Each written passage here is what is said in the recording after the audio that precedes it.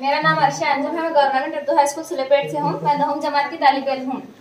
आज का मेरा टॉपिक है इंसानी निज़ाम तनफ़ुस, रिस्पिरेशन इन ह्यूमन।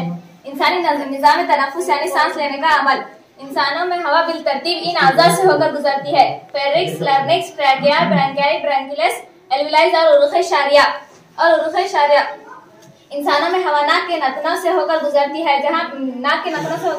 जहाँ पर बारीक बाल होते हैं वहाँ से हवा फिल्टर होती है और उस रास्ते पर बखाती अस्तर भी पाया जाता है, जहाँ से हवा हवाई नाली से ट्रैकिया से होकर फेफड़ों में दाखिल होती है और फेफड़ों में गुब्बारा नुमा दो साफ्तें एल्वियोलाई होती है, जहाँ पर गैसों का तबादला होता है। एल्वियोलाई में जब हवा जाती है तो उरुख़ शारिया से हीमोग्लोबिन से जुड़